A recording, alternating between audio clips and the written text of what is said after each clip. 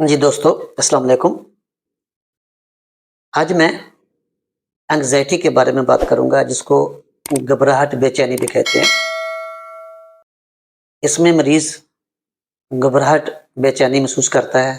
मरीज़ के दिल की धड़कन तेज़ हो जाती है, मरीज़ को ठंडे पसीने आते हैं, मरीज़ बेजा खौफ़ में मुब्तला हो जाता है और बाज़ औक़ात मरीज़ का बीपी भी लो हो जाता है, मरीज़ की नींद भी मुतासर हो जाती है। आजकल जिस्मानी बीमारियों की तरह ज़हनी बीमारियाँ भी आम हो रही हैं।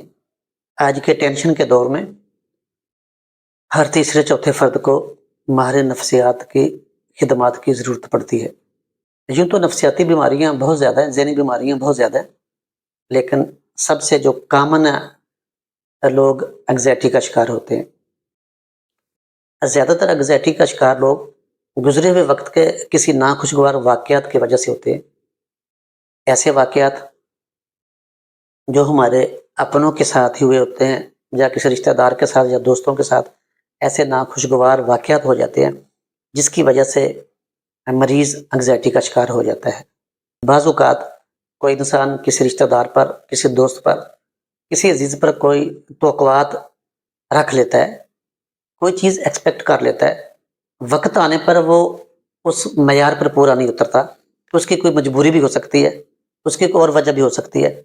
तो उम्मीद लगाने वाला इंसान या मरीज़ लगाने वाला फ़र्द एंग्ज़ायटी का शिकार हो जाता है। जब वो डिसहार्ट होता है तो एंग्ज़ायटी का शिकार हो जाता है। एंग्ज़ायटी के मरीज़ को बेजा खौफ़ आना शुरू हो जाता है।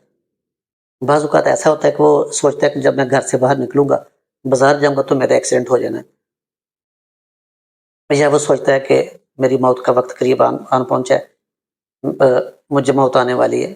एंग्ज़ायटी के मरीज़ की नींद भी मुतासर हो जाती है, जिसकी वजह से उसको अ, बेजा खौफ़ आते हैं, उसको डरावने ख़्वाब भी आ सकते हैं। ज़हनी बीमारियों को ज़हनी मरीज़ों को हम 2 इकसाम में तक़सीम करते हैं। एक शदीद ज़हनी बीमारियाँ, एक ख़फ़ीफ़ ज़हनी बीमारियाँ। जो शदीद ज़हनी बीमारियाँ हैं, जिसमें बेशक एंग्ज़ायटी का शिकार ही हो, तो उसको बाकायदा मेडिसिन की ज़रूरत पड़ती है।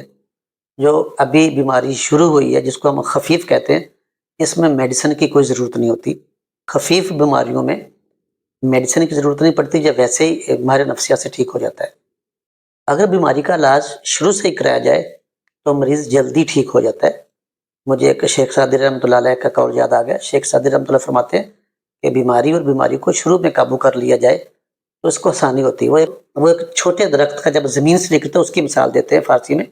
वो कहते हैं कि जब कोई भी दरख़्त ज़मीन से निकलता है, उसके 2 पत्ते होते हैं शुरू में। तो आप बड़े आराम से बग़ैर ताकत लगाए 2 फ़िंगर से आराम से उसको जड़ समेत निकाल के बाहर फेंक सकते हैं। लेकिन जब वो दरख़्त बड़ा हो जाएगा, तो सारे आबादी वाले भी मिलके उसको सारे ताकत से भी उसको जड़ों समेत बाहर नहीं निकाल सकते। तो इसीलिए शेख सादी रहमतुल्लाह फरमाते हैं कि बीमारी या बुराई को शुरू से ही ख़त्म करना चाहिए। नंबर 2, एंग्ज़ायटी का इलाज हम बिहेवियर थेरेपी से करते हैं और ये काफ़ी हद तक कामयाब भी है। जितनी भी थेरेपीज़ हैं, एंग्ज़ायटी के मरीज़ों के लिए बिहेवियर थेरेपी सबसे बेस्ट है। एंग्ज़ायटी के इलाज के लिए नंबर 3 पे बताऊँगा दीन इस्लाम। हमारे पास कुरान है, हमारे पास नमाज़ें हैं, हमारे पास दुरूद पाक पढ़ने के लिए है। अगर हम ज़्यादातर वक़्त अल्लाह ताला के साथ गुज़ारें, कुरान की तिलावत करें, तर्जुमा करें, तफ़सीर पढ़ें, उसके बाद फ़र्ज़ नमाज़ें पढ़ें, उसके बाद जो बाकी टाइम बचता है, अल्लाह के नबी सल्लल्लाहु अलैहि वसल्लम के ऊपर दुरूद पाक भेजें और लोगों, दोस्तों, अज़ीज़ों, रिश्तेदारों के ऊपर कभी भी कोई तवक्कुआ नहीं रखनी। सिर्फ़ और सिर्फ़ अल्लाह से माँगना है, सिर्फ़ और सिर्फ़ अल्लाह से मदद माँगनी है और अल्लाह के आगे ही रुजू करना है।